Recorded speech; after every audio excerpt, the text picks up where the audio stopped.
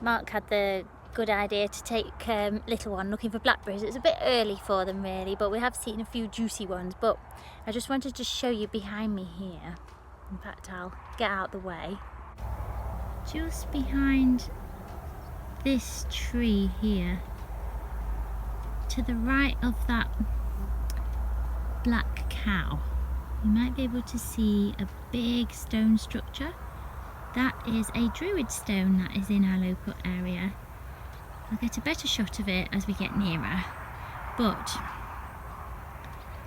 on Beltane morning, I'm going to just zoom back out. On the morning of Beltane, so the May equinox, the sun rises straight through the middle of that. Keep meaning to get up early one year and have a look. Oh, this is funny. I've just cut into this field here and I have never seen these in this field before. Little alpacas. How cute. I kind of wonder what on earth I'm doing here. Hello. Funny little toadstools. Tiny. Whole city of them. Here we have an elder tree and Sambuca nigra, which actually the drink Sambuca comes from. And whilst you can do things with the leaves of the elder tree, it's best to let a professional herbalist know what they're doing with that, because there are certain things that can make you a bit poorly with it. So don't ever mess around with the leaves. But here the berries are one of the finest things once they turn a lovely dark red, almost verging on black. It'll be one of the finest things for keeping the coughs and colds away. If you start taking it as soon as they are ripe as a preventative measure throughout the whole of the winter, it's rich in vitamin C. But whilst they are unripe and green, you really don't want to touch them. Well, you certainly don't want to take them internally. And when you are stripping off the ripe berries from the structure, if there are any that are green, you want to discard them because they can give you tummy ache. But one of my favourite trees, elder, beautiful flowers at the beginning of summer, and you always know when summer's over and autumn's here, when the fruits are lovely and ripe. So these are just gathering their shape and filling up on liquid at the minute, and they'll soon be ripening over the next few weeks. My garden has been absolutely full of this stuff this year. It seems to be taking over. Cleavers, or as we called it as kids, sticky weed. And it's actually really great as a lymphatic tonic for clearing out all the stuff you don't want in your body. But see these little seeds? Apparently, if you grind them, they make like a coffee-esque type drink. I haven't tried that myself. Just give you a quick glimpse of the area where I live.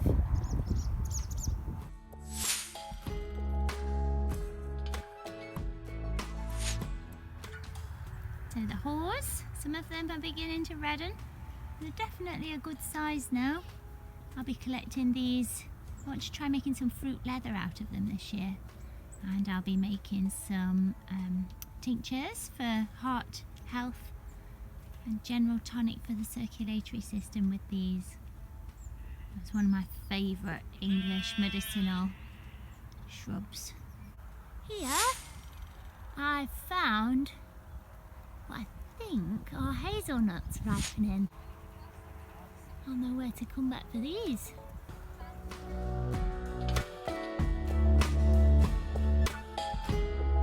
Stone complete with a little bit of ragwort growing on the top of it. Just goes to show how resilient that stuff is. There's the druid stone. And there's a little druid. And a big druid. One of my favourite little wild herbs, yarrow. Achillea millefolium. I always get that wrong. Achillea millefolium. Yarrow. It's really good if you cut yourself. Really good for all sorts of problems.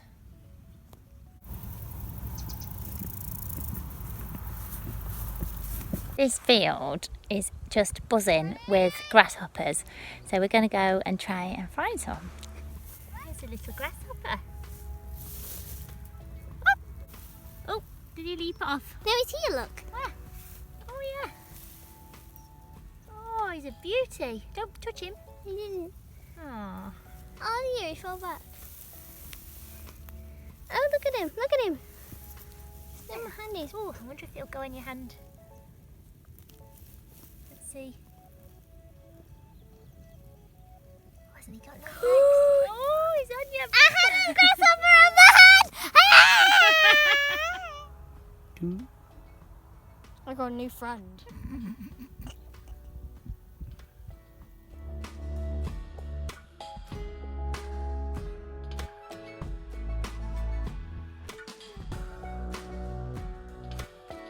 So we've just found this little den, and I thought it was a badger set, but Mark's examined the footprints down here and tells me it's actually a fox's den.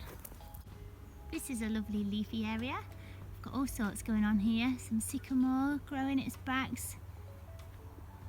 Got a nice ash. Got some holly. And then this chestnut's not looking too great. And I don't see any fruits on it either.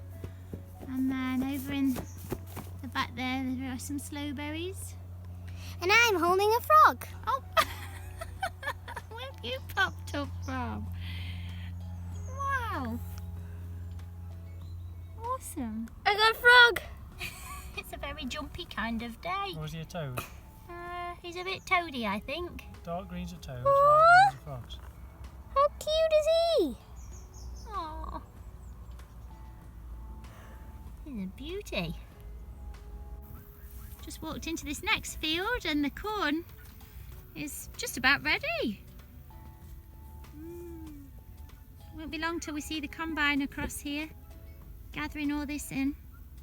And finally we found some blackberries. Most of them are still red, but here and there are the odd juicy specimens, much to little one's delight, who's going to go home with bright red fingers. So this hedgerow is absolutely swarming with wasps and bees, still pollinating the flowers here and there, and flies enjoying the fruits. Another week or so and I think they'll be at their best. There's still quite a few green ones.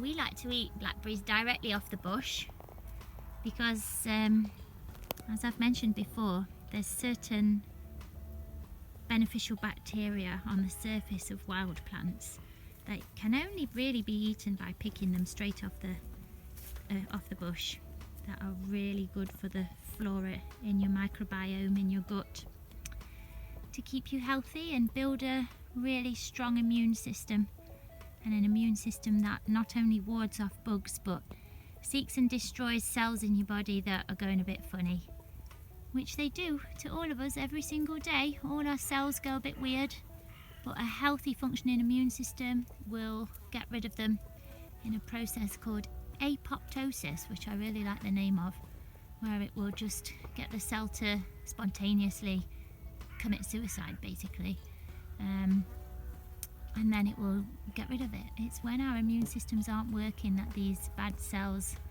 then sort of copy themselves and multiply and cause problems such as cancers.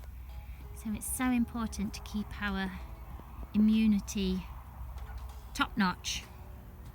And one of the best things you can do for that is look after your microbiome, your gut bacteria.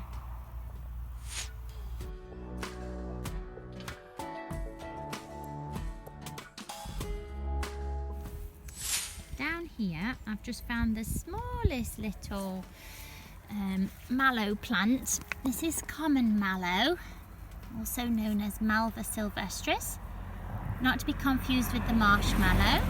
It is a herb and can be found all throughout the world. And the mallow plant is really great for anything to do with your mouth and throat.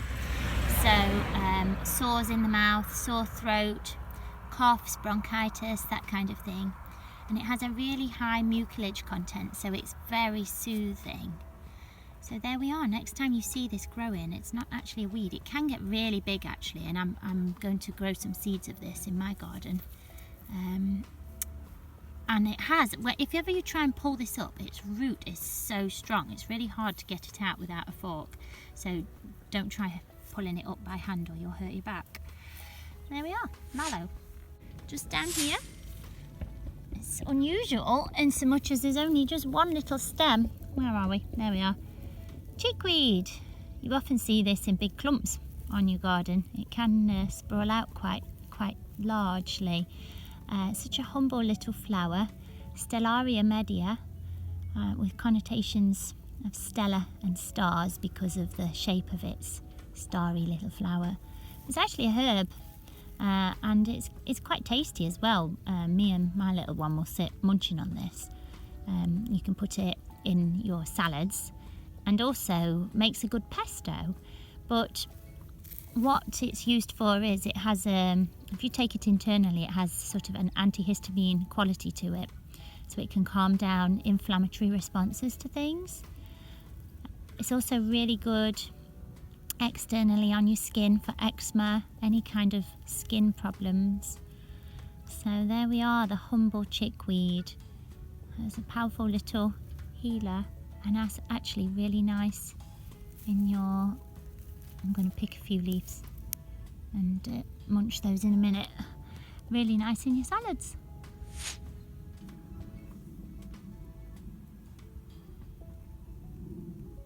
I love it when the thistles go to seed and it looks all cotton woolly. I always leave them in my garden because sure enough the goldfinches will come and eat all the little seeds, and they'll just sit perched on the thistles swaying in the breeze. Hey monster, leave it. So this lovely purple flower is called rose bay willow herb, and it really makes me feel quite emotional, this flower, because there's something really special about it that Bella really wants to tell you about, because we were talking about it the other day. So I'll let her explain. So rose bay willow herb is a very good herb. You see, it grows where, oh, there's a little spider here. It grows where people have died or bad things have happened, and it tries to cheer up the place what bad things have happened. Also, when it spreads over there, you can see all that fluff that comes off. In this sort of year, it starts to come off because they're the seeds, aren't they? seeds. And they will just blow in the wind and set somewhere else. And it's also really nice to put in a pot and have in a house. So what Bella's trying to explain there is that often this will grow where there's been a fire, or where the ground has been destroyed somehow. So in the Blitz, this was springing up all over London, and it got the colloquial name as bombflower. Trying to bring happiness and joy back to areas that have been reduced to sheer destruction. It's also known as fireweed because it's so commonly, it pops up, finds its way to where there's been a fire. So I don't know, maybe sometimes there's an exception to the rule, and it just kind of finds its way into a field. But it's beautiful that there was a pub that burnt down not far from us, and before they demolished the site, this stuff was popping up. In the most urban of settings, it just finds its way in and settles there to bring a little bit of life and colour and happiness to somewhere that has been affected in a bad way. And as a herb, it's not used so much in this country herbally, but it's used quite prolifically in Russia as a sore throat aid and for anything to do with the throat. So that's rose bay willow herb. Down here, swaying in the breeze, is mugwort, or mugwort as you should say. Just in front of all the buzzy grasshoppers. And It's a great liver tonic. It increases your bile secretion, so it's really good for digestion, especially if you struggle digesting fats. You can take it as a tea. It's something that you need advice on though, really, mugwort, because it does have apparently if you drink this at bedtime you'll have some of the most unusual dreams you'll ever likely to have. So do your research with mugwort and be prepared for some strange old experiences if you do take it. But it's something that I haven't actually done myself. It's really fragrant. Like the smell on your hands is just gorgeous when you've rubbed along them. And there's a tradition where you can pick some of the leaves and put them under your pillow on the summer solstice, and apparently you will dream about the person that you're going to marry. We did it this year, and Bella didn't actually dream of anything in particular, but it's fun to do. So mugwort grows really tall. This one must be, well, I'm about 5'6". I think that's easily on its way to 7 feet, all the way up there.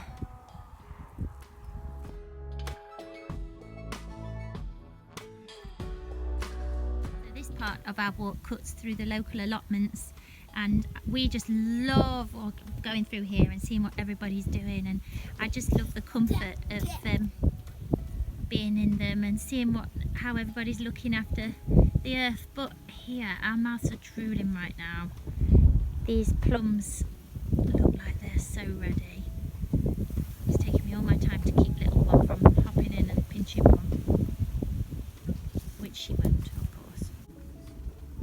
Here is one of my favourite summer floral edible flowers, honeysuckle.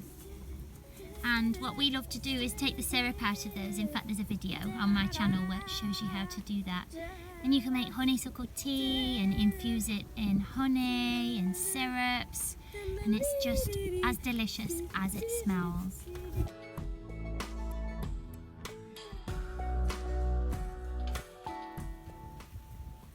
So the honeysuckle, even though the flowers are edible, the berries are most certainly not. Under no circumstances should you or your children go anywhere near honeysuckle berries.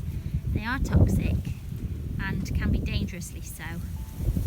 So despite the fact that the flowers are okay, once these start to come out, keep well away from them.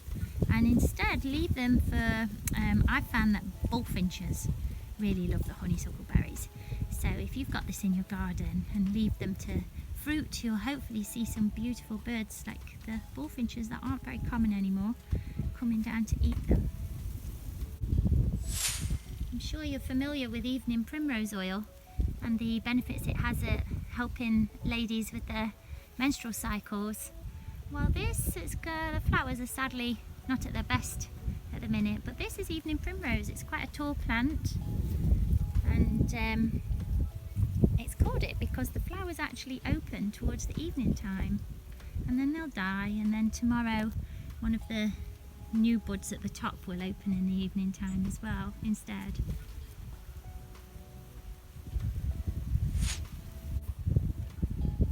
I'm just admiring somebody's handiwork here, growing all these beautiful gladioli and chrysanthemums. I've got some sloe berries here, look. So if you enjoy your sloe gin, this is what actually goes in it. And they're not ready yet. They say to have them after the first frost or wait until October, but from my experience in the climate these days, they've already gone a bit past it then. So you want to be on the lookout for these from September onwards really, unless they're in a really sunny spot, and they might ripen a bit earlier. So sloe berries, this bush is it is the first to blossom, probably February time. A lovely white blossom covers all the hedgerows, so you can look out for that as you're driving along and clock it for gathering the sloe berries, although remember not to pick them from by a road. You don't want to be taking in any of those car fumes. just had to take a picture of this. This nettle that we've just come across, it actually looks like it's got a stocking on top of it. It's some kind of web, but it's very strange. Very strange. It's completely encased and squished up inside of it. Something's probably having babies or gonna hibernate. I don't know what's happening there. It's very strange, quite remarkable. I've not seen anything like that before. Got some lovely rowan berries here on this lovely rowan tree. They won't be here for long because as soon as they come out, the blackbirds come and eat them all. And whilst you don't want to be eating these raw, you can cook them up and make a really nice rowan jelly. So we have accomplished our mission. We've got some blackberries. I've also got a big pot full to make a pudding with tomorrow. And that's it really for the beginning of August, for this week, for this month's Herb and Nature Walk. This one's been with us, which has been nice because she's on summer holidays. It'll just be me back in September when hopefully there's a lot more ripe goodies to munch on. Yes, you'll be at school, I'm sorry. Oh dear, I said the S word. All right, say goodbye then, Bella. Bye. Okay, see you next month. Don't let her pick any whilst I'm at school. Thanks for watching. Bye.